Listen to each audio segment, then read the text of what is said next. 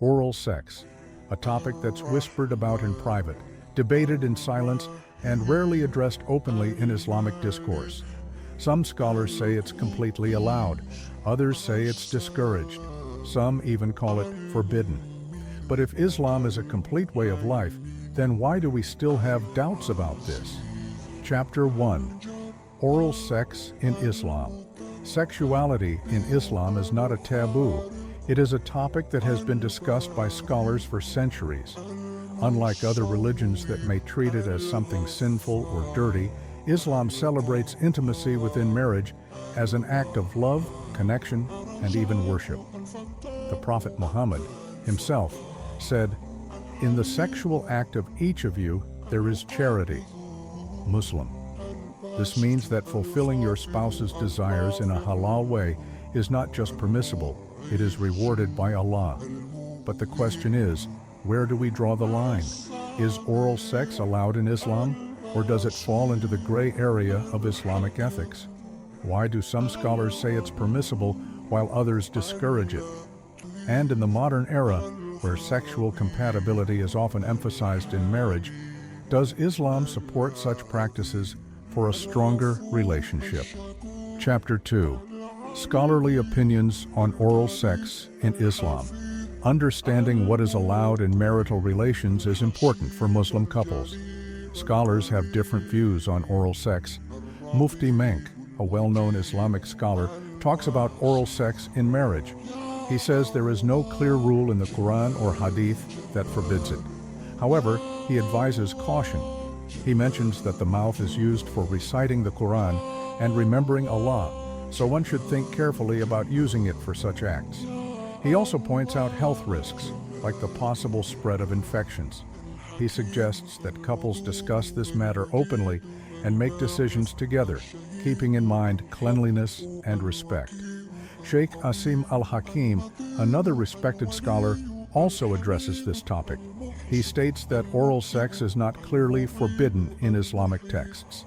However, he notes that it is considered disliked, makruh, by some scholars because of concerns about cleanliness and dignity. He emphasizes that any sexual act should be consensual and should not cause harm or discomfort to either spouse. Many scholars agree that sexual relations in marriage should be based on mutual consent, respect, and should not involve harm. While some scholars permit oral sex, others discourage it due to concerns about cleanliness and the honorable use of the mouth in worship. It is important for couples to communicate openly and consider both religious guidance and personal comfort when making decisions about intimate practices. The Quran does not specifically mention oral sex. However, it encourages spouses to be loving and considerate of each other. They are clothing for you, and you are clothing for them. There is no specific hadith that addresses oral sex. However, the Prophet Muhammad, peace be upon him, emphasized the importance of mutual satisfaction in marriage. He said that a husband should not fulfill his own needs and then leave his wife until she also satisfies her needs. This highlights the importance of considering each other's comfort and desires in marital relations. In a nutshell, scholars have different opinions on oral sex in Islam. Some permit it with mutual consent and caution, while others discourage it due to concerns about cleanliness and respect. There is no explicit prohibition in the Quran or Hadith. Muslim couples are encouraged to communicate openly, consider religious guidance, and make informed decisions together. Chapter 3. Modern Perspectives and the Concept of Need. In today's world, discussions about sexual practices, including oral sex, have become more open. This openness influences Muslim couples as they explore ways to strengthen their marital bonds. Some view oral sex as a means to enhance intimacy, while others question its necessity within an Islamic framework. Globalization and exposure to diverse cultures have introduced various sexual practices to Muslim societies. This exposure has led some couples to consider incorporating such practices into their relationships. However, it's essential to differentiate between cultural trends and Islamic teachings. While some cultures may accept certain practices, Muslims are encouraged to evaluate them based on Islamic principles. Islam acknowledges the importance of fulfilling sexual desires within marriage. The Prophet Muhammad, peace be upon him, emphasized mutual satisfaction between spouses. However, labeling specific practices like oral sex as a need varies among individuals and cultures. Some may view it as essential for their marital satisfaction, while others may not. Islamic teachings prioritize mutual consent, respect, and the avoidance of harm in all intimate matters. Health experts highlight the importance of hygiene in all sexual activities. Oral sex, like other practices, carries potential health risks if proper hygiene is not maintained. Couples are advised to be aware of these risks and take necessary precautions to ensure both partners' well-being. Engaging in oral sex carries potential health risks, including the transmission of sexually transmitted infections, STIs. According to the Centers for Disease Control and Prevention, CDC, several STIs, such as syphilis, gonorrhea, and intestinal infections, can be transmitted through oral sex. Additionally, practices like anilingus, oral stimulation of the anus, can transmit hepatitis A and B, as well as intestinal parasites like Giardia and bacteria such as E. coli and Shigella. Health experts emphasize that unprotected oral sex is not without risks. STIs, including HIV, herpes, syphilis, gonorrhea, human papillomavirus, HPV, and viral hepatitis, can be transmitted through oral sex. While the risk of contracting most STIs from oral sex is lower than that from vaginal or anal sex, there remains a significant risk of transmission. Islamic scholars have addressed the health implications of oral sex within the context of marital relations. Mufti Menk, a prominent Islamic scholar, acknowledges that while there is no explicit prohibition of oral sex in Islamic texts, couples should be cautious due to potential health risks, including the transmission of infections. Similarly, the Darul Iftah, an Islamic advisory body, notes that many scholars consider oral sex to be disliked, makruh, due to concerns about propriety and cleanliness. They emphasize that even if the practice is not explicitly forbidden, it is discouraged because it goes against the proper conduct expected of a Muslim. Modern perspectives on oral sex in Islam vary, influenced by cultural exposure, personal preferences, and interpretations of religious teachings. While some view it as a means to enhance marital intimacy, others approach it with caution due to health, hygiene, or ethical considerations. Chapter 4. Cultural and Individual Differences. In some cultures, particularly within certain Muslim communities, oral sex is viewed negatively. For instance, in a secular Muslim society, performing oral sex is considered dishonorable, with derogatory terms associated with it for both men and women. Such sexual acts are considered abhorrent, and people engaging in them are thought of as lacking self-respect. There have been cases where individuals faced severe social repercussions, including public shaming, leading to extreme actions like suicide due to the stigma associated with performing oral sex. Personal comfort and preferences are crucial in marital relationships. Some individuals may find the idea of oral sex unappealing or uncomfortable, while others might consider it an essential aspect of their sexual expression. It's essential for couples to communicate openly about their boundaries and desires to ensure mutual satisfaction and respect. For instance, some individuals have reported feeling that oral sex is dishonorable due to cultural conditioning, while others, influenced by different cultural or personal beliefs, may view it as a natural part of intimacy. Islamic scholars have varied opinions on the permissibility of oral sex, often influenced by cultural contexts. Some scholars consider it permissible as long as it doesn't involve swallowing impurities, while others view it as undesirable due to concerns about cleanliness and dignity. For example, Sheikh Yusuf al-Qaradawi states that while oral stimulation between spouses is lawful, if it leads to the release of semen in the mouth, It is considered makruh, disliked, though not explicitly forbidden. Cultural norms, personal preferences, and scholarly interpretations all contribute to diverse perspectives on this intimate act. Open communication between spouses and a respectful consideration of each other's comfort and beliefs are essential in navigating this aspect of marital life.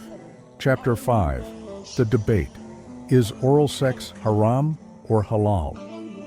The discussion about oral sex in Islam has sparked intense debate among scholars, with opinions split between those who believe it is completely forbidden and those who argue it is permissible under certain conditions. The reason for this difference lies in the interpretation of Islamic principles, the absence of explicit evidence in the Quran and Hadith, and varying views on purity, modesty, and marital intimacy. Some scholars firmly believe that oral sex is haram because the mouth holds a sacred status in Islam. It is used for reciting the Quran, making dhikr, and engaging in acts of worship that elevate a believer's connection with Allah. To use it for sexual pleasure, they argue, is to disrespect the purity of this organ. Additionally, since there is no direct reference in the Quran or Hadith permitting oral sex, scholars who prohibit it take a cautious approach. They argue that if it was allowed, the Prophet, peace be upon him, would have addressed it explicitly, just as he did with other aspects of marital intimacy.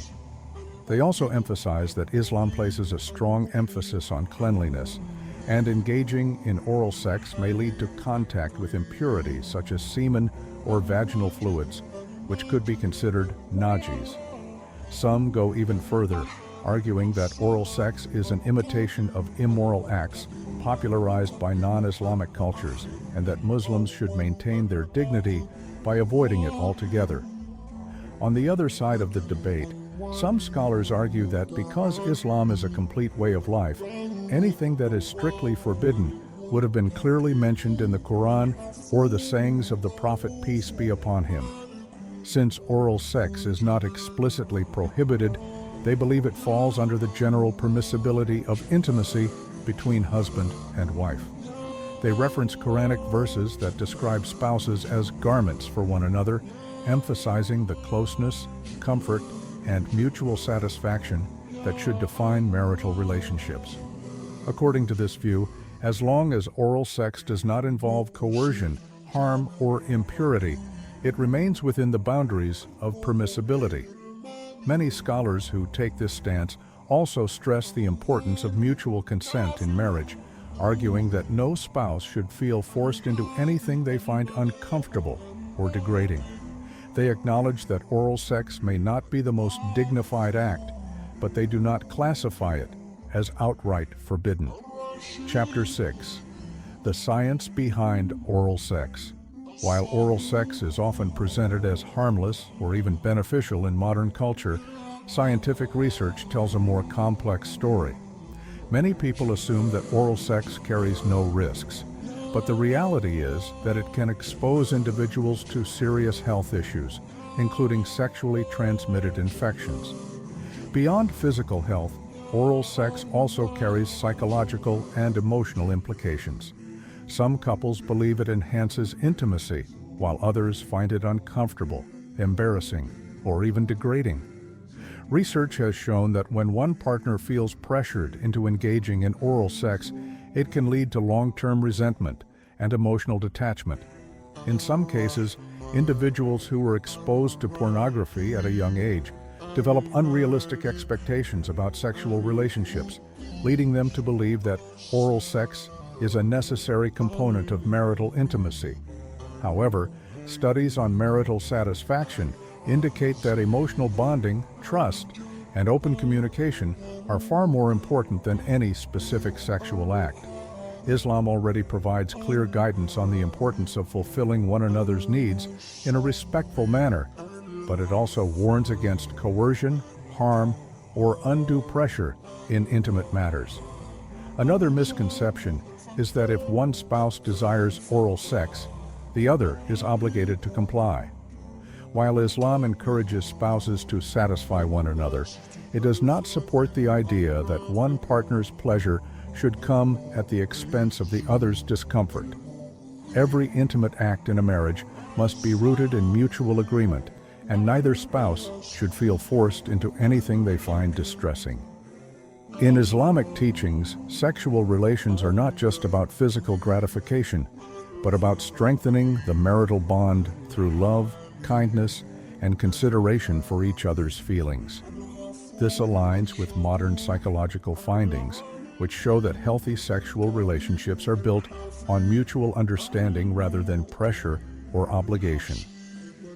Finally, there is a widespread belief that oral sex is a modern phenomenon, introduced by Western culture and normalized through pornography.